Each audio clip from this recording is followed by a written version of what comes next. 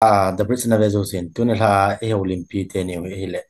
khade lalboy mi saw the cookie media ai en khade Miss PP mai the PP so ting le Voice of America correspondent ai en amani tina sei khomu topic che hele social media poi modan inam sungu sim phat ding ai lo inam sungu khan to the ne dinga social media apoi modan chu ting le aman cha dani chi the dio dan ti ho Vanderlei ki ka Gabriel Van Til palaya pan banga chu media hoi na satai to hi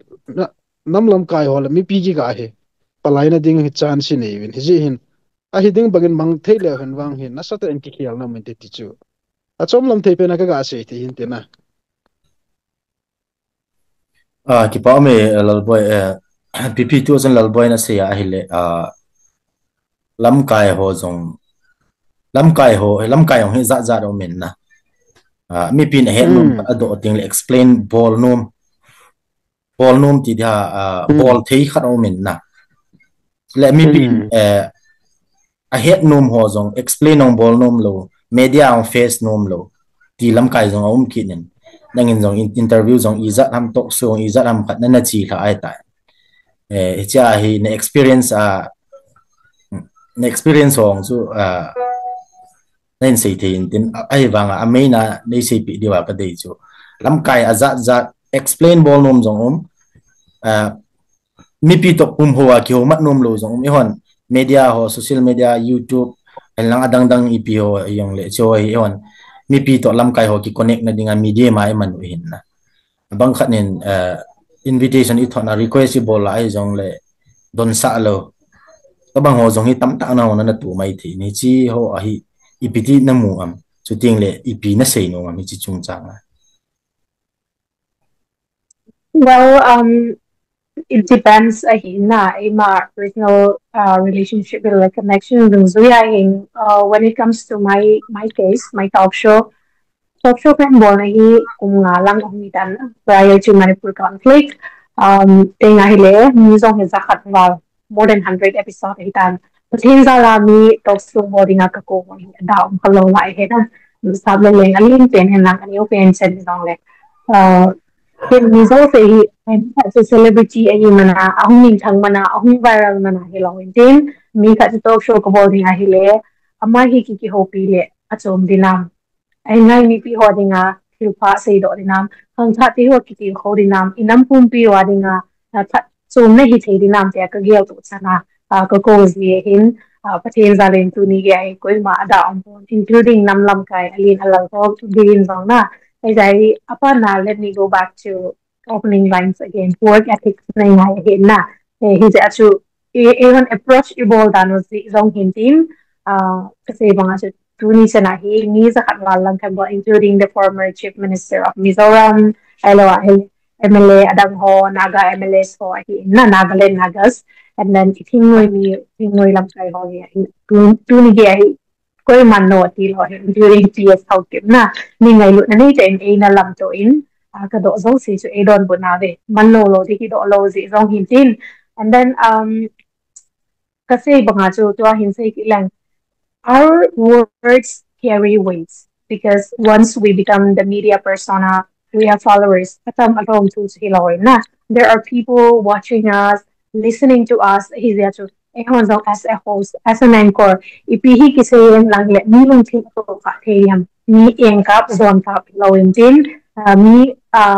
alung chin chu ihiyal na umte di hamna min til hoi til pa mu te dinam ti ihiyal to sana ulawai sa mga tao na mangtuma in Bozi, he's in Patin Zaling. She media ko lang so he me lose me happy me ngai sang go kisang hi in bangkal hampag ki say he's the hidden deal ko sa tao ng kanaman si he you'll say po na ni eng po na holim na mang po ni then view ya kapanabang so contract na if you have interview able as first interview neutrality na maybe was the mood na ay kahel di mga so don't ever call them meeting militants. Di ay in first contract na kisun na hilo mo 8 mo na so ay so chi ethics to hindi pa kung nga masanga ko na tunig ka hindi in mi lung se ka changin te nga hele mi ngai lo zong ka changin my fellow YouTuber si lo le media langa tong ho zong ki banga work ethics nei ding te nga hele them apa pa se nga ka hin te mo ve ki pa congrats PP ki pa ta hen nang chu koima na team chu si koima ada ka pui na ti follow ma quick answer ni bol nga khen do nom chu episode nong zakhat wal na bol do ai ta na ai le nam sung chu alien neo aning ka zo si chu na het ta di ka ta sanen na si na to na ko na chu ai le society hi na experience tung zu ya chu EPT na mu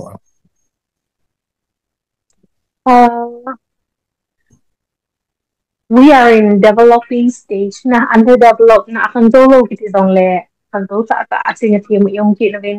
develop kiti dong na chun na he's at a developing stage still learning ay mga so we have to accept change change happens but he adjust hello change he accept hello na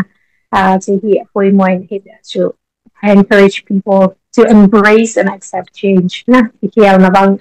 ako kikiyaw na akong umziin hot isang pintate mo rin na isang din ka-enjoy mo rin. Thank you. Kipa may PP lalboy anzo ana sei chu PP a chu la akichi ita na ito bang chu nam sunga hi lam kai ho hi hen lang ko hi jong le ito bang chu uma hi in na media face no mo lo lam kai khat hi ale chu ke gel na bang chu media ang face anga ya chulai ka pa na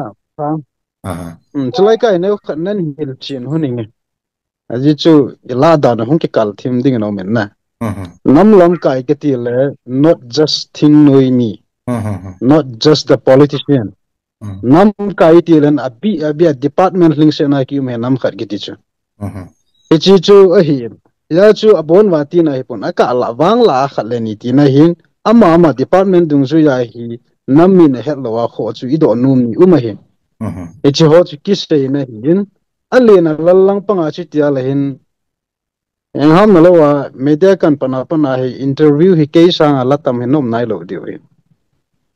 society sunga hi ke ka tam la pen mai ti the content mo is over 600 hita na 600 700 lang ta chu atam zo interview class hi ke ai still na kamo bol interview dong hi hol le chu namu lo di wi apa pu dung zu ya hi poi mo cha hin ki bol pe hi in thal le long chu ki nei poi pathil nu se na da yong am poi ai ka sei lem lo na pen chu pulal boy ti chu ka la kana ama chik chi chu a ke si ana toi sei pau chu kai ho zong hi media face nom lo pum face a face lo zong na ka sei nei chu ai chu ba ka la kana hi khat le ni tum ji chu chu ka sei nei chu nam lam kai jo si ki ti lo pi chu ga sei ding a chu enam su lam kai ga he the ding a chu media face camera my face nom lo lam jing zong mi tam ta ka ki mu pi chu sunga ki ho bu chu mi pi vet khel hi yong le piam ama ngai da na nei chu ti ki la khom na lai chu chan ge chu pan ki la hin behind the scene ai na ai en ta ga sei chu ha explain be se ngai lo department ni thing be ke ti chu ne the mu tin nam dinga ga se na chu ml la nga jong hi ki mu pi lo te ka nei be se ta lo pi chu abon abang video ke kap lo the ka kap the lo video ka kap lo ta jong le ki hu pi na chu ka nei tho tho na teng le doctor sei le na hin pu aron hin ml ho pu ps hin akoi bon chi ke hi ki hu pi mom lo pi chu bon chi ke pha rei pi nom ta ki hu lima nam mi te hlamun le til khon an nei jing chu amo ki sei na hello pi chu nam lam kai ki ti na lam department ling se na mi ke ti ne thi mai tem example ho bung langa jong omin school langa jong omin thim jil na langa na zat ki me department i chola ka la khat le ni hin ema lungel te na ki tu jab lo chu media tu sei num be se lo hoi num ji na live ti na ki se bo kai theme ki pam to we ki chi sela nan sei chu so le apoi mo eho media na tong to nang na to na ho anzo opening remarks ai sei pe nu chu ke ma perspective thong ga sei le question ball hi jeng na to pi pen chu aji chu issue khan ho ma ai le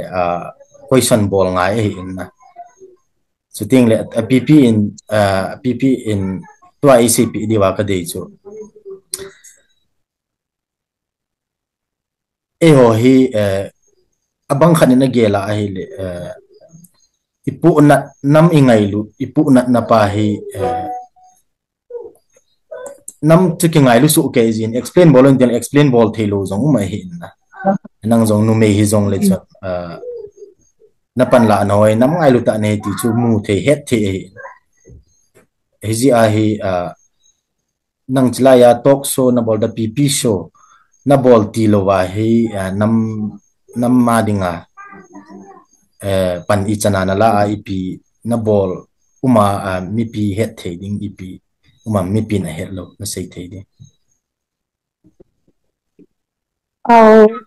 Nam na to teacher I started this talk show purely out of hobby actually na ka full time mahipo in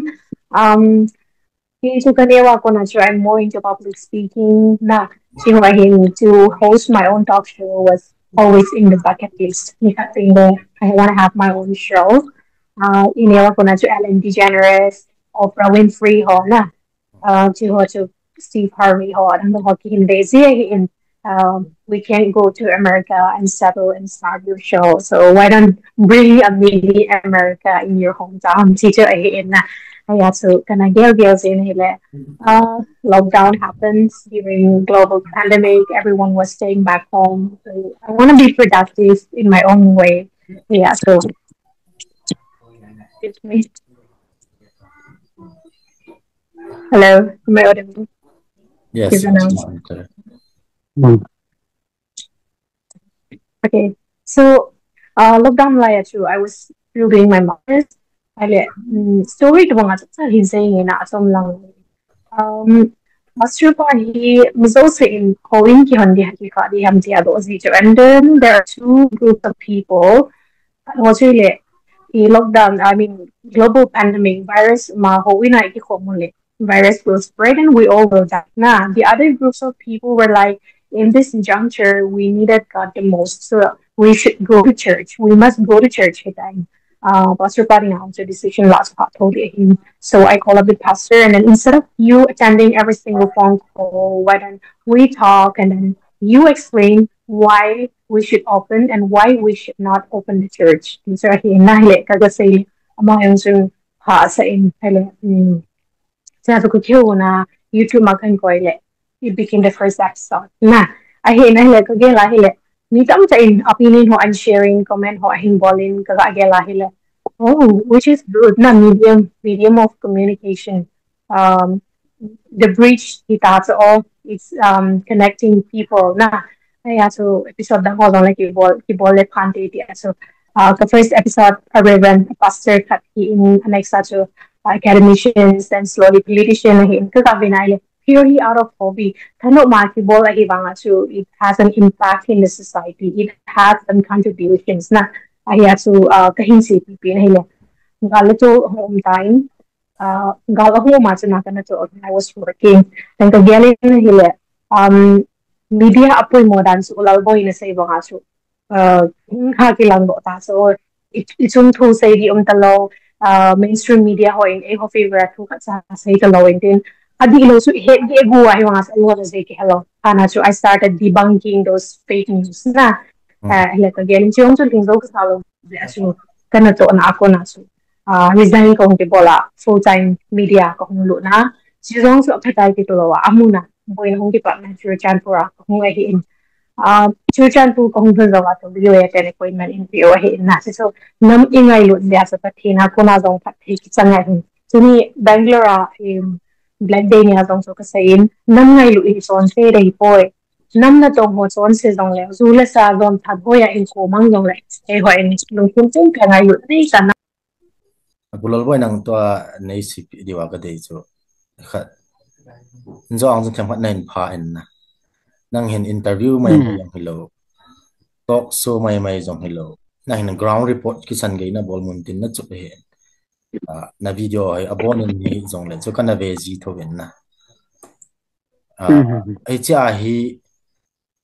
reporting jong hi responsible reporting a umin na ai lam khale abang khanin source verified bol lo wa amumu anuk ade danda na reporting a bol jing ti jong ki nen na a source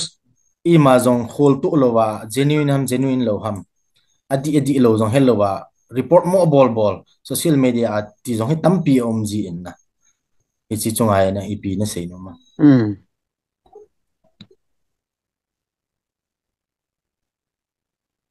nan sei chu thil kho ta khar hin na che hi min ni tia bol wang ka hepun ei ki chip dan wang che la mun khat chu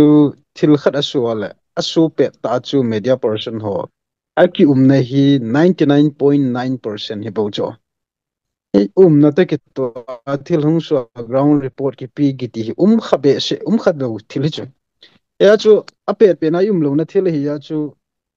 ground report bolding ai chi len thu la ki za anung hung hi ji tan ya hi amuna ki lun le hin avel la thil su phata a he ho holimpi the ki holimpi ma sa en klang house sa ka he poi khusung house sa ka he poi avel la volunteer lam kai ka he poi koi public hi jong le ya chu thilum dan chu som khat pi hi khul gil na ka nei ji na chiu ting la chen report hi ipiti ki pi la phadam ti pa chu chi ba chuna result hong min ten chi dung zu ya chu ka pi chu alang pi awang chu longel su tu mo se ki ti wang chu tu ni cha ka bol pun ka he chen lo thil wang chu le chi ka he chen lo jin report hin pe thei pung ka ting alim wang chu chi ti wang chu ka kap thil ka ma na ti ho hi thil di da din mun sang ho hi longel su tu mo se ding hi kho jin ka dei ji pon ya hi pata ka khul tu masa ji a zo chana wang chu cái khul tu zo ting na chen ka bol ji okay, coming back to you pp zo azu chi hi the bridge bang chu thing se la sei dinga chu nam ngai lut na ji azu lam kai hole mi pi ki ka bridge ball dinga na khat le khat ki ka na organization ki ka dinga chu talk su jong hello discussion to banga akio tu khol hong chu ki ko khoma invite ki bola ama perspective opinion ki sei sa azia ki ngai khom ji hin na mi pi boy na ting le lam kai khat le lo wa ito banga chu ki bol ji e hin bang khat nen a he team lo tampi jong ji to a pp nei se pi dewa ka dei chu e chi anjo anen se youtuber na content creator ho na chi ho chu to tu a nang ma le like lal boy hin nang ne hin na to ho hi ep akiba lo nang ma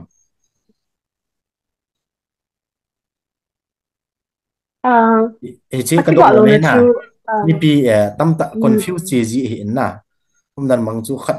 kan nen jong content a dei man ai lo le na content ding hall ti long ji e hin na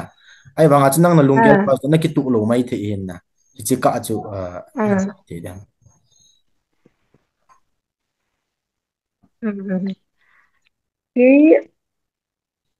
cái dòng cái hình bố này là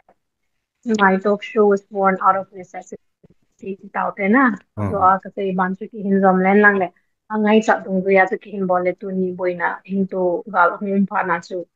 medium kana do a hi in I say I have imui monkey post and lang ile mean respectable of my pay. I might lose the authenticity. Di actually is actually seen bola in if you want to be unique and special, then you have to do something different from others. Now, don't go with the flow. Have your own way. In I try my best to be authentic, and then flow kanachi na midang ho chu YouTube channel aning khavele mu bang bol hilale na khavele la asa khavele lam te hin hiya hi the pp show ti hi na ma wa show ki se ka bola hin ning le ka tu say ho dong hi ka subject ho dong hi informative education purpose a ki bola hin tin mi ho midang ho bol se ka ti po in ni ka YouTube ma algorithm bang asuna hinong chi ho chu piam ka bol ka hi professional achieve. I don't know whether I'm answering to your questions, but I think that's my opinion. Pulal boy na hinse o chitiani ke ka hena ai kan do lo na ji chu nang zong na het na experience mai thi na na experience te di e chan na na nen to ai chan nen to na ai ato kan en zong ana confused the hi in na e cho cho nang chun nam na ngai lu ham ai lo le mi pi in ki vai hom dan ki man cha dan ai lo le issue za chum chum ho a chu mi pi na het din dei sa na za la aware hi di na dei sa na za la chu gim ta na lai le khat to khat chun content di hol ai lo le youtuber ho ti azong ana sei chi yong ana he thim lo zong mai the in na che ka chun nang ni pi ngai dan ne ya nó phải chỉ mi hi chỉ bị dòng zoom zoom lan thì lồng bút dòng zoom chỉ hình này cái chỉ bị vang hi là cái dấu chỉ hình bát thiên lung chỉ nên coi man content hol lên ấy một khapun cái chỉ là dấu chỉ hình phát tại này cái liềm số cái hình anh rồi kan say cả là khana interview lá thì lâu lôi ở mấy cái hi point thil khana cái say thu hi in chỉ hi mấy dấu chỉ hu mà hi pun na chỉ cái say nó point nó chân hung lụt lang cái chỉ bị hi thil dang hi pun thil dấu chỉ hi su hi mi changwal in sung khu sung thil su ho chui le ya ki kumbe se ngai ke support tu pi pen en nam isua ka koi hin eje hin rally khatlom jong le alo le hoi la hem khana meeting jong le eji concern lam kai ho chu ki mu pi lo ya ipem chin ya aseyo aso chi pem ti hi mi pi la lam kai ho ki ka pa hi na sota hi ki thim tu na san tu machal nom te na dinga hi chilang hi ken ka ha focus aka la khana interview lamai mai danin ka umbe che pon ke content hi velo chen thu a kho dung zu ya ki lai hin nai le gam hlale ki zun jing hin zan khang baro tero thum pon e che nam ngai lu na za la ki lai hi ji chen nam mi te zo sin no he thi min aka la khana hi youtube hi mi bang khanin channel chom khat ke honin ki ven na ding tu la youtube sei the poi tin khadong chu ka hong nan a hen la ni ka vet kol ngap lo hi khat bong hi subscriber sang thum wal ham khat chu content ni ham thum ka upload la phayan don lo ka khuti koi ki de tan ichwa hi to ka man pa hi aka le hin live ka bolin breaking news iti mai la khatia local channel hota ma khu ki sei hi lo wang chu mi pi na he thim thina ding explain ki bol thoji hin aka le hin mi pi to entertain bol thina ding hen la po ka sign ti chun til him mi pi to kingam sum thina ding ka le hin phat ka hong ji na pa jo si hi ground report interview chun ka chi pi poi ti chu ka sei do nom da khat na hin a hin la tam zo he lang pi a hi o ni le ka bui pi a hi pun ka phat hi atam zo hi 80% ta bang hi gamna nam ngai lut za lai asu dung zo ya hi zan khang zan vai thum lo hi ki lai he ti pa ka sei do no me ki pa ka sei na point chin them sang ki pa me ka sei na chu cái thì mà cái độ lo cái nó giá thì hơn na cái rice lo na gì cho tu ni là I guess khát bao thiên thăng giống thì ama hen last minute na cái YouTuber cái hello gì in không giao thì lo đi hen ti khai na gì cho ama cho isla ya ken undermine ka bol na kasi ipun si azole editing din ka tho din awang a question kind frame dan chana busy ham ti pa chu ga ti pa chu ken se YouTuber ka hello ji in kong zau thi lo in tai ati ji a chu YouTuber le chila ya ina to pa na to han pa chu ake ka chu thempat ka ga het nom ji a chu nang ni ngai dan ka ga to in tuan PP ana dong ki noi ten question lang ana lut noi ten na to ai interview ti ai le chu question ti na jeng na PP mi interview azat alin an ne lam kai za chom department za chom ma ko na to mun za chom ma ko na mi tam pin na bolen ni cha question hi question long hi athu ki bang jong le do dan jong hi za chum ki de hin na ichi ho hi EPT na ki me EPT na bolam. Thank you for the question, Chihi. Gonna say no, Mina. I would like to give credit to so many people that's leading in the president, cooking the president, but also boarding at today party ho, to lela he ho, kanadongin ipitu kan padiam piana. Hello, lagi katok show hi, Tony Singh my director hi, mostly questionnaire ho, yaman frameable via in impromptu to katlan ni me tu ni naga politician social worker ho kati mo pina bench impromptu hi na. Ke Hyderabad na chidi ka hi in kaga ho pa dia so ko beri so kimu to ti ya so I hi in so 11 hour ki go nga ki si hin chibot still to so mean but talk show me ka boarding ale 1 week prior a question to say mak thot so that they'll be mentally prepared now kat the internet na unju can delete board lang khat in anaki koi te anaki download te na ai lo anaki download na anaki koi le then pai te so once it goes out it is accessible for everyone. Yes, I want to make sure that people are presentable. Ito sa yung sungay te hinam na. Kaya nga hele, miso sa camera comfortable kilo. So someone like me, me at times na si confident te hilo le. So hi nga so me di nga so 2 say 1, 2, 3 you go on the camera and then they are blind. So he has it alone na. Yeah, so in order to avoid this kind of situation na di ham questionnaire vàng hi mi talk show ka bol ting 1 week prior rakat si hemong ki kong tu pai se la talk show ki bola interview sunga sa se ki om long le editing ki bola ki la do ki si ai da so 30 minutes talk show min ga le 30 minutes of it sai wanga so in effort some ta ki bol in Supreme Court lawyer pa talk show ko bol nga ko 1 month ka ki bol so ka thu do ding ho kana si ka do ai le ti don bu ti ham hi ta in don bu le ti cross question ka pi di ham ti ona answer was iti supplement ko board and yes ki go nga hi in I mean may ki bolo de ako min maybe a value to in amo tin ya so mi nga ki chan hin tin ting le YouTuber ki nga hi le I don't mind being called a YouTuber but so sure bola first episode sa YouTube ma ki upload le di ham that makes me a YouTuber. Na YouTube account is also a YouTuber.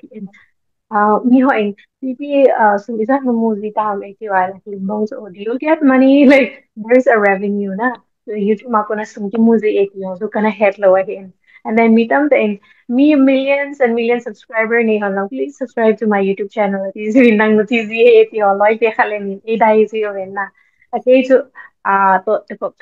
kasi I'm not hosting a show mi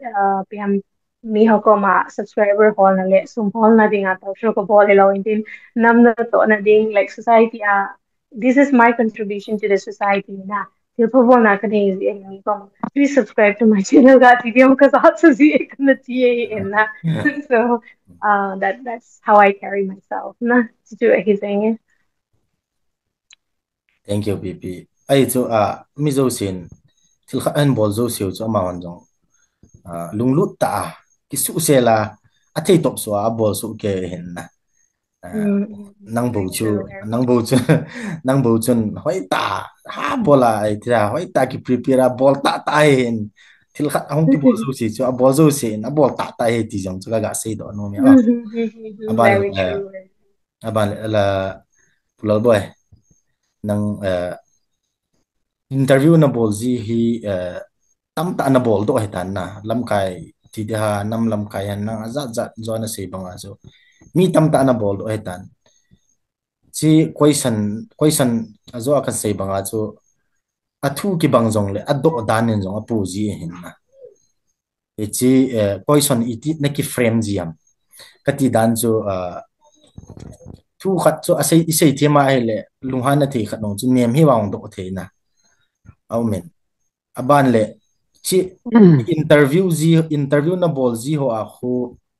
editing ting le chi lai chu kat nin ti ho chan gei jong bang khat lam kai za chum asei ji me he editing a jong ko thu nei ji slide nei kat pi ti hong ji hin na to bang ho chen experience kha am asting le na question ho ji pt na ki frame ji am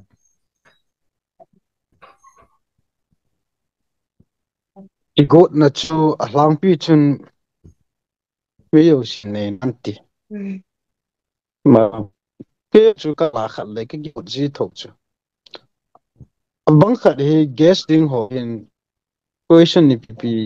thodo ipp nei bol dam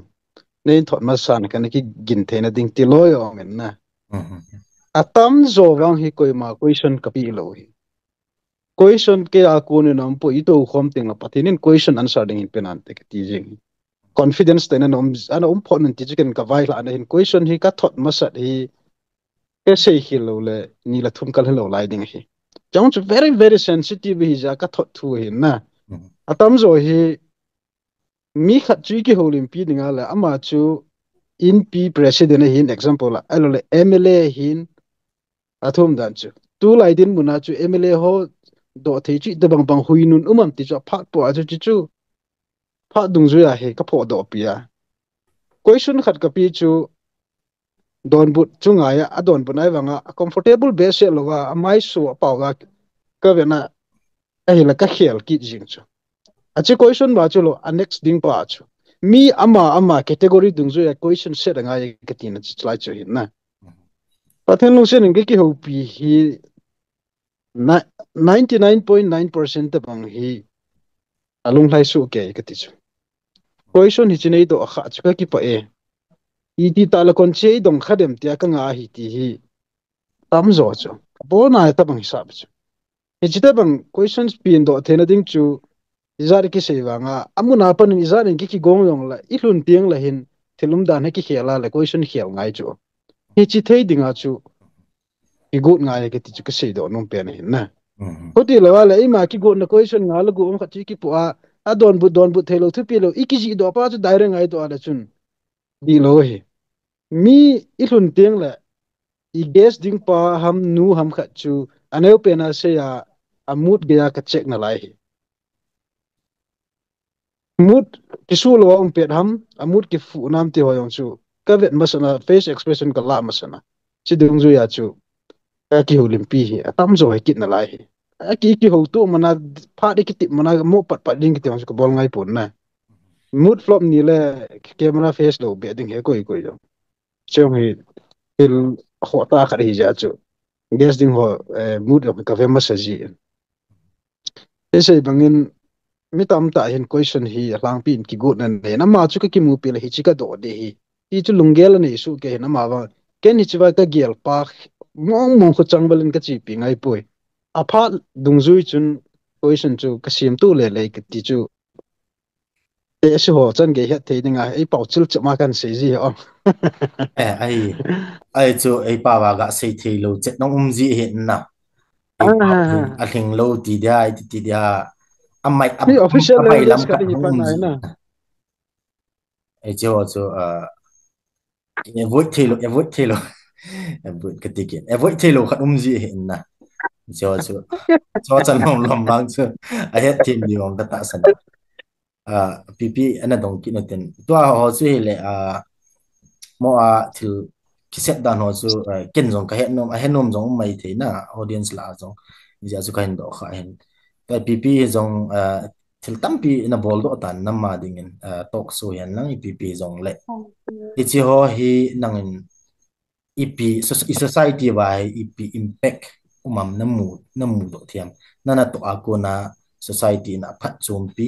ai lo le nang na to akona society a ki khel na ai lo le society a ep nana to pa hin ep impact api am namu do the ep umam Thì có mình impact cái gì lệ vì hàm cái gì phát động cái lối na cái hi Amy Hong kêu sẽ cái hồ bị phụ in Nagaland cái chị tiếng na cái hồ bị in Delhi cái chị tiếng ngay hele na rồi vòng ngã chú amun là mồi hi zen tua ai hội bui na hồ dong hi again thì thôi ai hội ni bin thu le lại hòn iki het sẽ na bin pami hòn het lo hi na ai le pami hòn het lo le ti ai ki tho video ham email mate win pami ho het dinga adi lo hi ole am hòn ana ta san ne jo oi ki patilaya Bollywood actress Kangana Ranaut my Instagram post ahi Instagram story ahi aga se ahi le They eho kuki YouTuber so mi za khato kangana Renault ama strength tamna lai cho na shaving a salat yeah so ama Instagram story le ya aga ko is ya so the cookies are you know um English ka sa kin cookie ten Hindu ho isu gen the le India cho Hindu atam zo ya na Hindu zo sin kangna a story Instagram story was all seen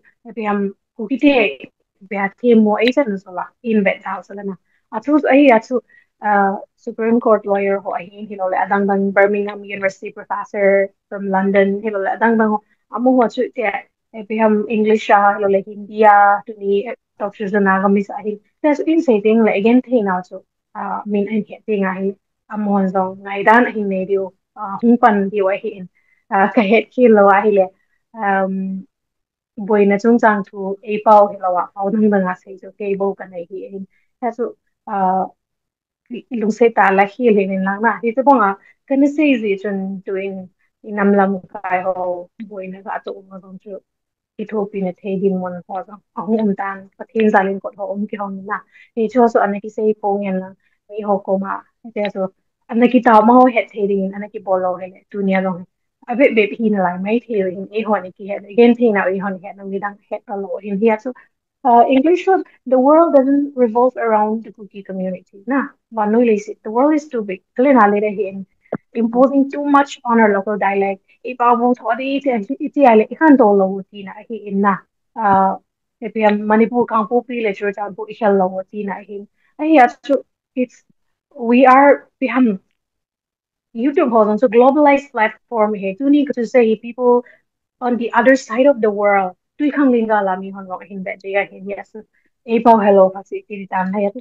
Ke yong ka ngai sang he ka pau ka ham chuna hi wanga chu ka ngai sang hi ting ting pau da ngit na po hi vele tu ni igen the na wa yung ti to pian e ho le ho mi za ka ki to sa ngo wa pa ma ko na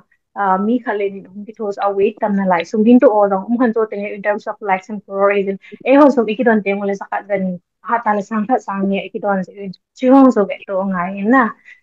ta chanu ka hin ku ki ka hi to ti thang at pi e ai wa nga chu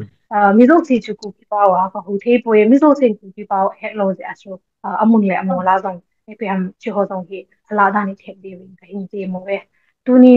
ku ki e ho pa le le to sho na bo hen nang le tu ni Supreme Court lawyer ho university professor ho na Wikipedia pe ham editor ho iti e ho langa pang diu ham chu het lo la na ise phong de Yes, e yes, yes. ya hi ala dan thi mo de ti chu sai na pe na kai ti Apart le mun dung zu ya chu na chi chu ngai ai chu ji chu anjo amo lalboi to kenyan ga si hon chu le village level ke target chu na chi pa chu ki sei hi nang na wa ho hi ki kin pa cha ma ma ni ji a chu ama sa zong the bridge in first social media influencer ho la ken choose nei na wa hi ata ki hon jong kain follow kain bet quality dia kain bet sui kain bet zui na kain bet zui kain ki pa pi mama ben tu ting le lal boy hin anzole politics lang ken jong hin ken nong he topic dangum le la politics thu nge na hos ka bola ki hong ka chim ta na ya chu media social media influencer ho ama wani pingai dan ne bam katia the mina chu khat ve chu ka hin bol o hin politics lang chu sei no ma lan zo le them pat ong sei naw ji chu nang ni jong lam kai alin an ne ala zat zat to jong ki housing interview bolting question bolting ni honin cho a ko na jong na mu do hon do la movement chung thu ba jong mu dan head dan sei no mong na ne hon mai thi zo le ong sei naw tin tun pulal boyen anjo pipin hen sei bana pp question kidong to banga chon nang jong he so ta to banga he experience nei ta na he ta nang a senior lawyer na he ta youtuber ti di jong le ban le me nam sungu wa society wa media langa ki pe senior mama na he ta society wa hi ep hi thin lel na pen hi ikin lel na pe no ikidu ti ti dia i hat thelo na pe no hi nang ma experience tung zu yana na to na namu do dan na EPP umam hi thil kho ta question lin ta hin na san tam phat ki sei dan no mo na chang jong hu mai the hi question lin ta hin sei dam sei lo diam cha bu ka bui hi le mi het thi ho mi ai het na thi ho responsible hi chi te mi het thi ho public nga thi ho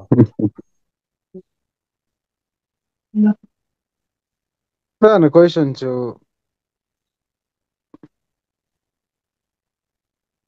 khavenan repeat de ha oi nin ka ve ke in chika chu hoi chu pe na ki chi dam kar ve ga agel ngen ta sei tim nana to na hi chan na nen to na hong hong ti dan su hi chan na journey ati ta te hi chan lampi adinga mi pi din na ngai kho na zala chu a het lo ba poi mo ho na ground report hian lang interview hian lang ipi jong le na hin bol na ho a hi het na ki bela experience tam pi na nei de i society wa i weakness na pe no hi ipi hinte ti na mu do tiam na to to kisaya ipi hi wat pen na sam avat iti rehin avat he le na li ni ki chalin pa sei do he ha sai ka ti na hin zo chuna ka heta sei do point ma chu zang zala jing the hi na hin la sei do ha sai na hin tham khat in sei ngi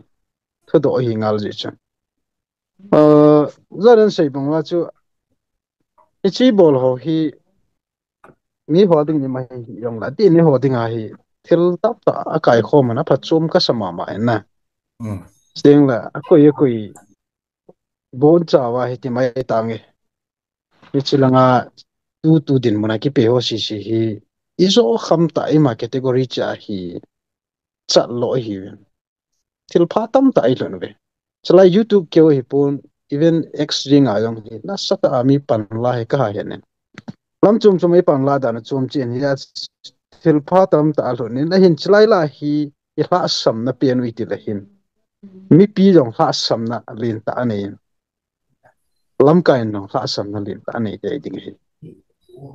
ya hi hla sam na hi khat se ai pun chi chui pi ham ti la hin ni hian ta sa hin na lai hi vin koi ma cham ki ma ki poi ti cho phot chin na khana ila du de im ka sai ground report ki bol na interview ki la na ho ko na chu le thil tam ta chu mu do ding na cha phata ta chang ki bol do na chu a hin hi chala ya hi i hla sam na pi pe nu pa he ne cha chu hin sei go le hen tu ni chan na hi mei hlei ga li hin do kal hi kum thum nai lam hi ta a kum thum nai lam sunga hi tu ni chan ge a hi mi pin jong lam kai a hi ding banga ta san na nei zo lo lam kai le mi pi ki ka hi gap na sata jing ba pa hi hla sam na len ta hi ka ti no me ya chu se ha sai ka ti ro na chlai chu hi na lam kai yong chu hi nge mi hi ma hi kin lel na nei di mong ya ji chu pathin kim lo chu koi ma cham kim lo chu ai ni chika la mi pin lam kai ho hlu sat ding a hlai na chol ding a gel na an ne go pu to a hlai le na ho mi tam ta hin amu pha lo ji hin ichi hi ipu na thei pi lo ji ham ipiti ti dam khana hi lam kai oi mo jing ki yang mi tam ta ki men a lam kai la yong chu oi mo thea jong lam kai yong chu pi jong chu ki mai thein tin e chika la mi pi la lam kai ki ka hi get trust deficit ti du ham na i koi pa tu na chan ge ei su fa sam pe no wa ken kamu do le kita san tu le hen ta khadi jing du ta kana chi pan tinga la chun ki ha ri ichina ichlai pa chu neu cha ga safety ki pa me hi chu hi na lam kai le mi pi ki ka ki ta san le na pa ge bi sau pi khai ta ji ai lam kai jong confidence nei zo be ta lo na mi pi in jong zo ta lo ti chu henge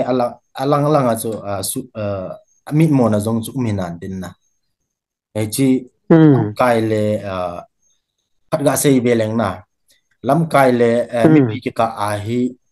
gap ki ta san lel na ho hi cho su be na dinga chu lam kai hon phat si a media ham na ipi medium ham kana chu aware bol jingu ngai hi na ai chi na dinga chu kyo to a the bridge te yong hin hi chi lai gap sudim dinga chu ken bol le lam kai ho atila ana khe khalu ho jong chu mi pi la chu hin pui lu lu na hele them khat hung ki kinel dom ta chu hung ki kinel ki pha na chu alam kai ho zo chu kimunim zo ki ta na i to bang jong chu mi pi a ku na jong ki na he ha sata hin ko lu na I tham kana mi pi la chu mi pi ma sangai din sa explainable sa hele chi explainable jong chu a he thim jong chu nan he thim num lo wa asilai hol te te yong mi pi la ku na jong yu mo win na mi pi jong ni chilai chu sang ra ka sei lo na chu on tham dan heu te eti lo na chilai ho chu lam kai khat lungkil ta taw na ta thwa ki olimpia igame nam dinga thil pa chum dei jala chol ta phal ni isu lu na lung le kha isen chu koi man gel phatelo comment an chebe khat I lo te na minute khat ka hin ki seya mi I ma lo su yong mi ki tam he chu ni chu ho hi ha sam naw lin ta chu thil chu ipm ti he chen te ri a video be chai lo la ya comment ti ho yong na mi tam ta ki mi pp ipt bridge ti wam mi pi le lam kai ki ka ki athem to lo no yo social media influencer na to na dung zu ya chu ip message ti ya na ip na sei no mam it pan mi pi hin lang lam kai jong le ani ni adinga na ip ti ma le chi lai chi trust deficit gap pen to keep bridge training to role of media ita inna buka chen te nom le hello is it now okay hey so boy having ina ko he lai ta so e ho ipan monolin ta hi inna thu do da lo hi ngai kham za na ido a hi le sai thing le mi pi ngai the hi in anchor ka hi talk show host ka hi ti mana so mu mang ido sia so hi mai the hin as a host na ki song ka tin la lo min te kyong ka ki hol anga in na ya so kin ka say so I prepared the question I want to make sure that mina hi ngai te ngai le they take something away instead of commenting something bad to again. But we are not born to impress everybody. We are born to live our lives. Nah, to begin with. Yeah, so I say only a part of the in we don't have the power to control everybody. In fact, we are not to a nasal point because we are in a democratic country. Freedom of expression is our fundamental rights. I want to meet him quite keen also as an individual in Ontario. He says also he hung tao do na mi says dem di ham ai lo le I pa do thing na thil pa chom ngai kham ta gel to chana thil pa se niam so nang le ke chung chi wa ki ngam a hi in ya so chi we have to play our own part na e hole e hon part I love you they sa he saying thank you pp chilai ka na cha them khat ken hin zom na chi mi pi le lam kai ki ta san lel na jing mu chi pa hi mu chi hoi lo pe na chu yo nam sunga ding hai chi gang theila ma bula bala kal do a ti khang le na pai ding a pha chu ai hin la I pai la theilo hi a ji pi ham ti hi lam kai le mi pi le pha be tu zani chi video ku na ki gel de ka de sai na e chi na ding a hi na sata a media hon role ne ke ti nom chu chi I'm sure I'm right chi ka zo ka se lo chu aji chu lam mi pi zo si ki khop ma lam ka in thu sei ding ki ti chu pha zo sha ya ki khop diu e chi ja hi ke ni pi ja hi I gam le shi mu hi hi ka ke nga ka chu ham ti hi chlai chu reason chu tu hi lam ka tui bong peace ground mana ki khom te nam lam ka hon thu sei de ti lo hen lam ka khopi a cheng si se ki khom jong le hen stadium nei ke lo diu chu amuna mulin jong hi thailo macha cha hi thailo ki khop zo lo du chu thing la lang pe hong lo du district dang hong zo lo du chu e chita bang thila hi ja chu ichlai ka hi na sata median role nei ka tina chu ko ham khat ta chun pung kal khat ham khat aga ki howa mi pi het denga poi mo si silam kai khan asia la chun e chi video chu ki hla ting la hin chlai i ho gam state ke se hi ta lovin mun tin gam tena calling lia nammi te zo sin bon amu thei ta chu e chi chu media pan mun ali na li na hi chi pa hi media hon jong i role ki he na te ka ti no me a hin media ho se na role ki na lam ka in na sa mo thima la chun pachum kil lo ding hi lam kai to media jong phata ki tho ding hi chi thu a chu mi pi hin na sa ta hi chi wa ku na chu lam kai ho lung put hi che hin tunin che ke tong do tan ma ba na hi chi to ding hi ti ho hi pha cha cha hin na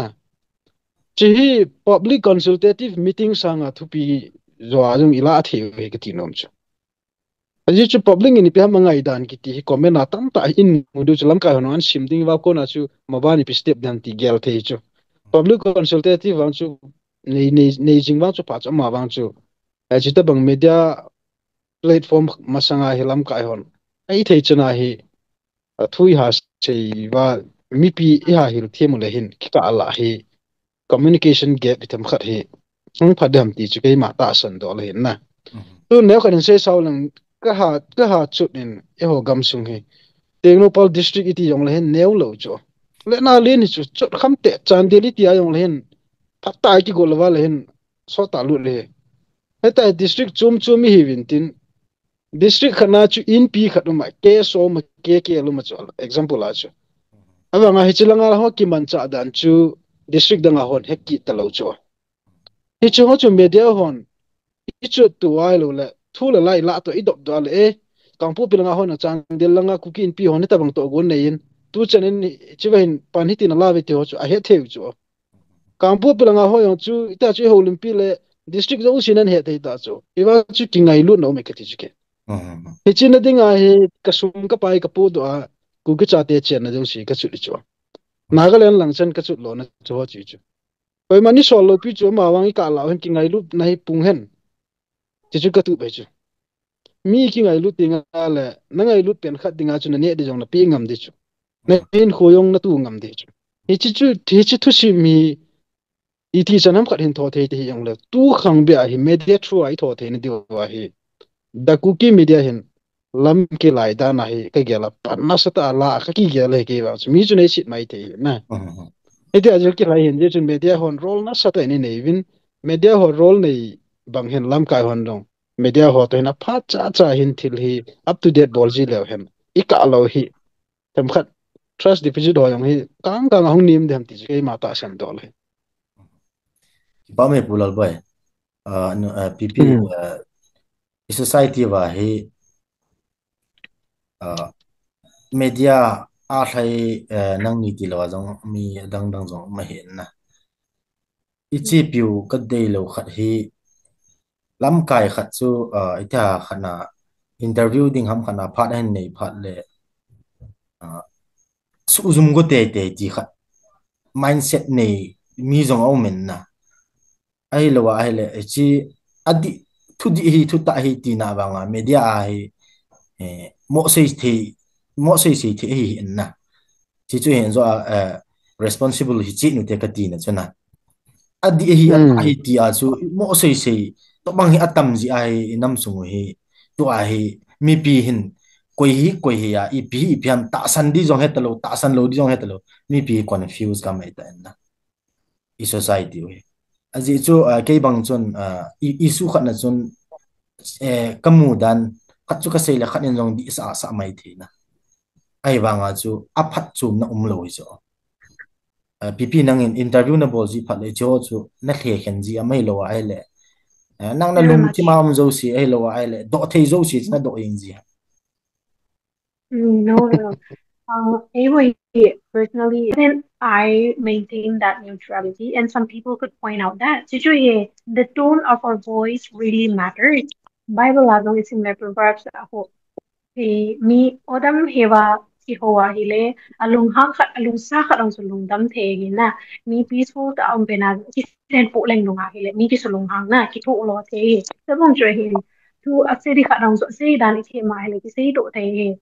iti ken lam kai zo se chu kai convince ya thu apalanga at zo se chu ki da te ham te le it's because of the tone of my voice as I pathin ko ma kataw te ngai le pathin there are people listening to my voice so make my voice an instrument because my voice carries weight pati na aya so I maintain neutrality and then I maintain the tone of my voice and that sets me apart from other hosts pati no me Ipa me pipi. you can always scream out, nah. I'm Uh, just sharing my humble opinion. And that's how I carry myself when I host a show. Nga say beleng tuni katok siya sige muiva thu ko say na. In the name of Nagalim, Nagaland for Christ, the Christ identity mana. Mihim isat athadaw ay mi hozong tamta ay kau iko ibeng hozong akal na. Tinglen na hozong tamta na tu ole so skin muiva is such a dog and then he kill do the say leng. Hoy hatang kuhan zingle thaile harita okay yong. I wanted to I put some humor and then with the tone of my voice. I didn't take his name, but then Amatu say to me. So I'll be uploading after this. And I think you can upload the another. So that's why it's really harmless all. Na, toothless tayo. Kasi kim amo homing papulo mo en hot na kasi lo nga mo to say so. That's how I think that is also part of the instrument yeah kagaling na hanggang kaya sila tayo the way ng one so group SO or the trust deficit also ay nga chu question ho naga do zibang ho so amo ko gon but kasi lo sula mi ham kat sen en kau kalin da dong lang le they wouldn't want to appear on the show in a live is on yeah so which is why some people cannot convince them to be on their show na since and say khát chết nè. Pulol boy nang them khat nang senior điều này tan. Tu hi society hi society hi na. Eso lang ho hi ta san thim to bangai ma ai le khat lang ho en mai pho na. Ai lo le khat lang a chu ma ai le lam kai dem ki ki. I din jong le thu di to jong le thu di ti to bangai hen nai society. Ki chi sa ta thulai se ai jong le mai pho na. Ki tho tho isi nang man ipi na say no mam kati dan so social media influencer khat hi na ana isi nang man ipi ti maintainable lam left ni ham right ni ham ai lo le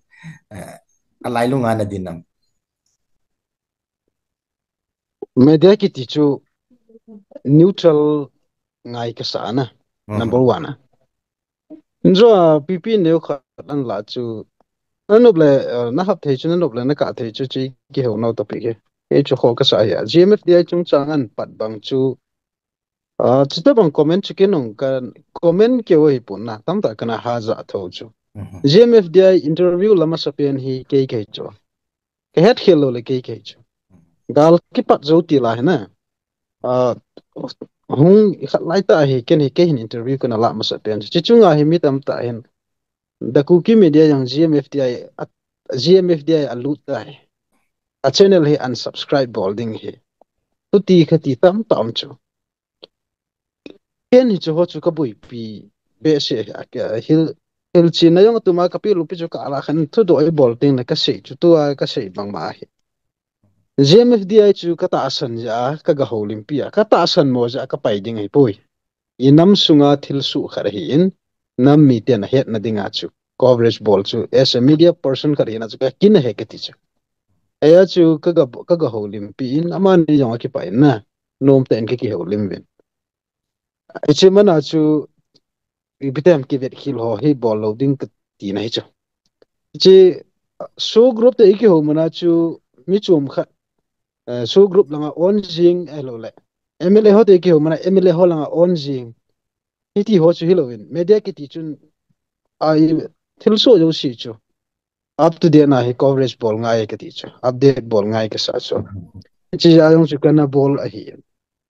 chila chung changa hi na sei banga chu kapu yong la ka kup yong la kap ti de khat chu in tho sa gut ju chu mi pi hi na ka la le hem na yeah ai chi chu thula is te yong le khatlanga on ai ki ti hi chi pa hi til ha sa hin media wang chu neutral like you me ti pa hi tu zan viewers on no he theme dikha de sai he chiwa hi thamkhat in sei be za trilan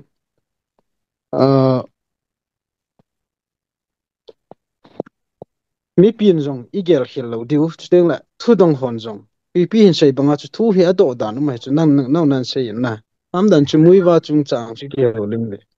mui direct a chu point to point ai khet na la chu thu ta ngen chang ma la chu sei do ding e wanga chu ngei ha di chu ngai ho ding a chu e chi da banga chu thu chu leng do tho ding ama wang a sei dan o me na ti pa chu chlai chu hung leng do ka sa na am dan chu so group so group hin in political demand hi nei pui gal kai diu hi ta san pui kia chu ke man dai renga ka sei jinga la hin ka ki olympic pa ta ke ni chu ka ki vet hun nang ki su lo di chu athum dan chu ka ti he chi sanga chu lampi hoi chu che chu lam kai pu lo le lam kai pi mi pi in tu ni chana comment pi dan so group he na sa ta in ta san lel na nei tan na political dialogue yong hi am ho kun in lol na ki mu pon ti mi pi tam ta ai comment ki mu jingen he chi chung hi pi lungel na ne yam ti ho chi ki dong la ama thei lo di chu e chi ta banga chu thil he ado da na sei dan khalo mena ti hon pa chu lai ka chu adi na ne khat hil na kan pi be hin tin chuting la media ho chun khadiga ki olimpi mana amma mi la sa ki e ti jenga mi pina gel he ka dei lo hil chu recently ayong tu chunga chu idps ole kkel ho na sata hong ke he chu na e chi chunga ayong chu dairanga hi kkl president pa hi phone ko bola ka dam mo chu ke yo ai wanga thula la chu ka vel ho ka sa ya chu to itu khom di kanu me ka ta ka se la hinge ta ma dam mo sa sa ka to khom ki hulim hun la ada cookie media kkl te sumja na ki cho do han tiong comment tam ta ka mu ki nei chu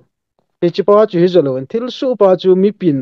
a het thim lo ham lo lam ka hon ato ki lam ti pa chu lam ka ho lim pin a ku na chung su ta vet ta e chi dinga chu media ho hin chi hi pa bol dinga lo me ta ka ki bol thu hi na khadi ge olympia mana khat vet khil ki ti chu koi mana bol lo da man ka de ki pa me pp nangin ep message na bol no social media influencer kati yong chu di yong di zep lo mai the e rang chun ke man tu bai ka het na akinai pen ni nga chu kai sa ma khan se na title pen e che ke nong til kho na jong ka nei no men nang ni jong na to hon na he khan be ji ka pa chama ma ji ngin to banga he social media khang hi ta ji a chuna e ho di chu ho chama thu khat hong ki pu sa ai le he ji chu kili pi ngoi ta chu ate kana zan ya delhi ke ho bang chu oi lai group khat nai ti tin ki pu in 28 crores stephen kum nia ding an thap pi na du da ti la karen comment ho chu na chi chu to bang chu hi win na ti ti ha social media influence ha bol da nu chu a khep zong khep mai khep nu mui chu fake channel khanin ipam khanin se yong le na ki tang ngi ngap cha to bang chu in imi pi ho ho he to bang te chu hi hi china ai pp nang ip sei pi no message thu thot na nei no mam social media man dan ding social media man ding dan na man ding dan a mi pi te pi na sei pi no mam Fellow YouTubers on na fellow influencers let's not be too quick to judge na say mga chu fi PM reality check no zing ai fact check ho dong bo zing ai ding ai le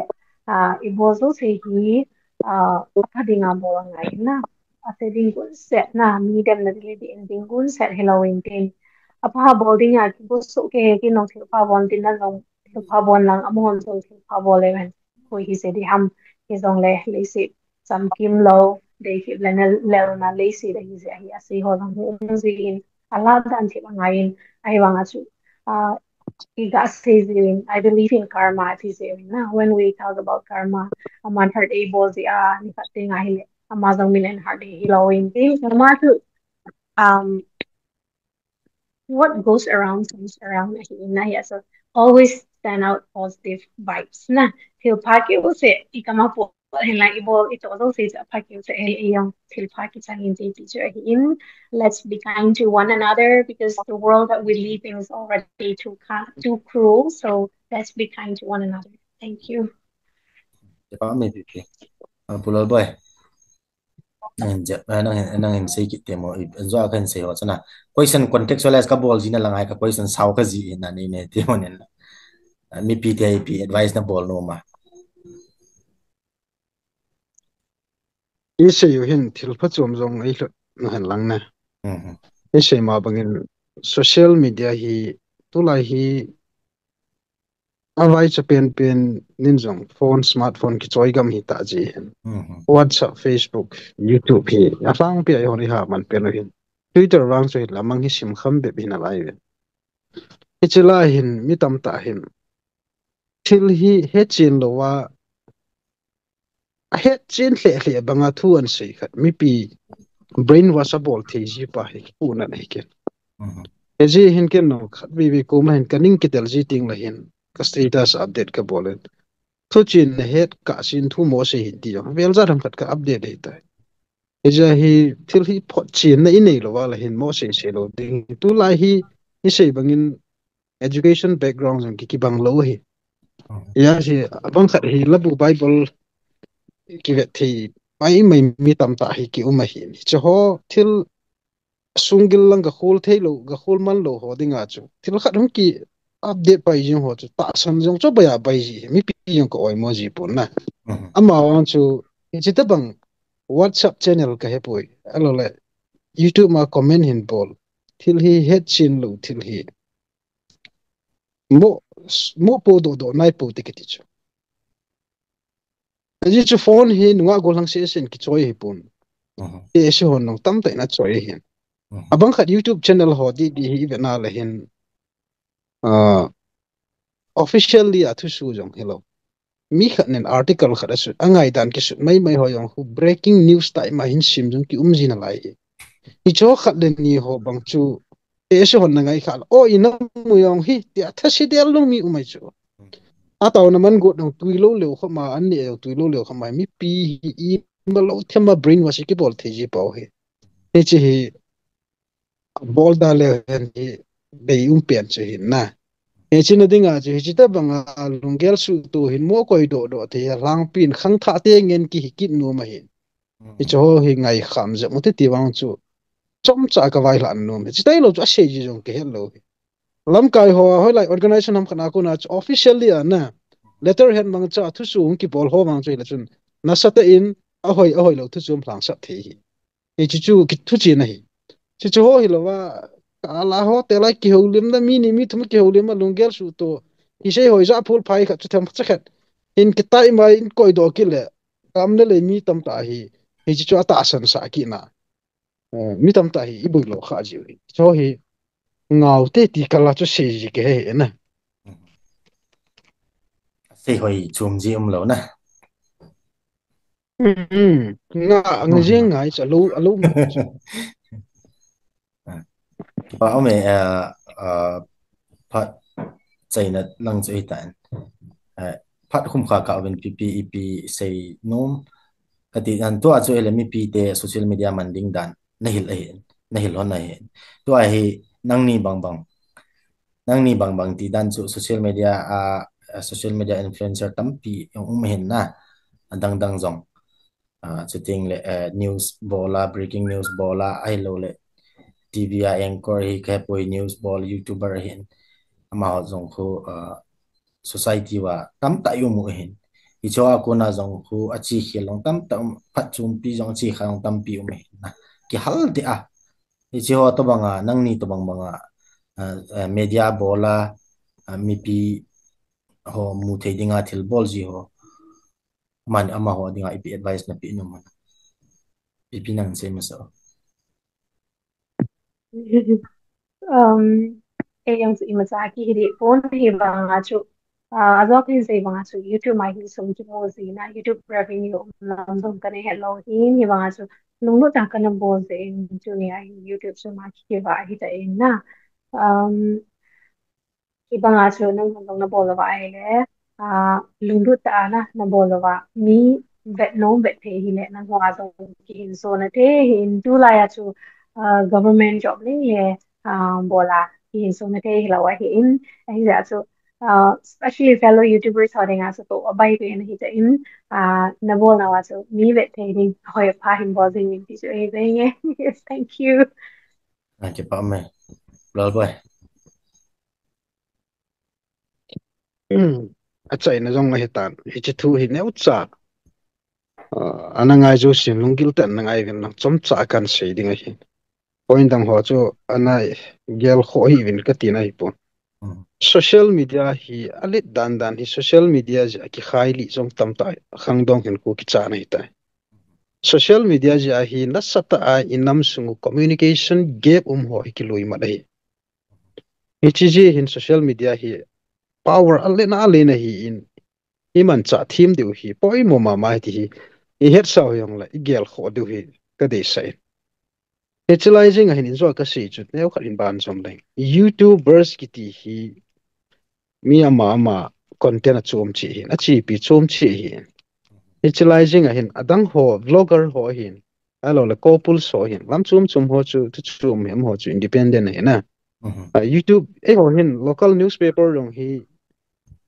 inei lo tabang ma hin tu adinga hi only et bo chu Amy Times bo ne chu get kin lo la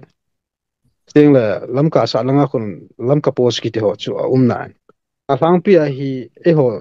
to ka man pau tho ho dinga hi Amy Times bo hi isim pi pi no hita HT lo wa he tam zo hi ikiza mat nau thu la hi YouTube channel hong hitan local la yong hi Hills Mozo la TCN tai lo he dang hi zading bet ding umbe se ji lo hi sa langa chun hornbill om na hin la hornbill jong ko ave umbe se ji do umbe se lo hin tin ichi ji hin tam zo hin YouTube mai man hin hi chila hin ka sei do num pen chu dang hi poi journalism course in chaya journalist mong YouTube bol a yong la aphai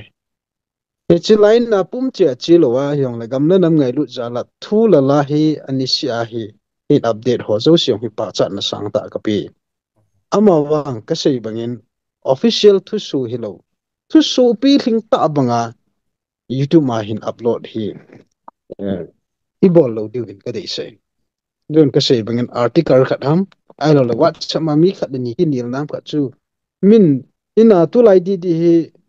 radio khang hi be etalo newspaper hi eson simnai sailo atam zon phone na ha hla a ki ko ya na to poma anga ya hin thu su pa hi he chite bang khang chu hi ta ji chun thu su mong hi gam sung thu su la khom ki te ho hin alo la breaking news ki tin lam chum chuma thu su mong sim diu tinga la hin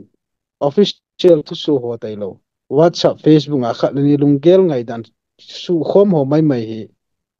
seida lew hen tam ta in ki khiam na khat min te yong ka ti no men ka ji hin ka sei bangin nu la pa ho te se lang ho he alung gel jong hi tu lai khang tha ho long gel te bang be se lo ding khan nan sei khat chu YouTube ma ngai do khat chu ata san jing ti yong men na he chi ta bang ho dinga chu a hi lo khat na phun kha ala hi lo khat dinga chu mi ja nam khat chu na phun khum ja chu na le phla hi hi chi I mo pu na pau hi gel kho ten ke wi te ti chu ka sei do nom pen hi in Chutiang la officially thu suwa namu lo hila yong la a concern authority ho maybe SO group ke hepoi women organization ke hepoi in P ke hepoi hechi a concern authority ho contact yeng in lang jita bang thu hi ka za min phun them phun mo ham na chi be chu bo lo hitin thil ki chi khat ho bo chu update no te ka ti chi chu lo wala chun ichi khil du no men itol han chun social media an zo akan pat na bang chun nunga tam ta go sang tam ta hi social media ja ki khai li ki tamai ta in khu pa mai ta loi mandan chi ching the te ka ti a phalangai mandinga lai fok to ka phone a hi holy bible jong dictionary jong film nal ta jong lim no de yum hi nup nup ti bol te na pha chum dingai mandinga la phone hin na sa ta mi him khat hin ko pui hi a phalo lampi di lo mangdinga chu ki khai ri li tu hi e je hin phone choi pa hi koi ma ati kham thei pun a choi dan pa ching thiu te I chu ka vai la na nu men ei ka ching ka te ka se hi pun ka her kham chu no na mi te ngai ru zala share kan bol hi zo in sei khil sei wal nang sam pun tin hi chan chun phar sau te chlai point ki pa me pu lal boy tuni la the bridge na vezo sin tuni la e olympi te ni he le khade lal boy mi sau de cookie media ai en khade miss pp mai de pp so chuting le voice of america correspondent he en amani tina sei khomu topic che hi le social media poi modan inam sungu sim phat ding ai lo inam sungu khan to thein dinga social media apoi modan chuting le aman cha dani chi the diu dan ti ho tampi thuman tam ta tai sei do pi ziwen miss ppn pulal boy en mani chunga the bridge in ke pa thu seven chuting le ana vezo sen he chi thu pa chom thuman tam ta ta sei do ho hi hoi selen na ngai tin apply e bol su ke gu di wi ti cho the bridge mina ana vezo si yong kain tim now hin tin pulal boy le nunga pp nani na pat man tam ta nen pi win pung khat val set ina ki holim nawa ho si na bol hills to hill sei hilo ma hele ngai da muiten na chung hana ki pa thu sei zo lo a chai na en kain phum kin he ka ki pa pau me le ki pa me Cái xong cái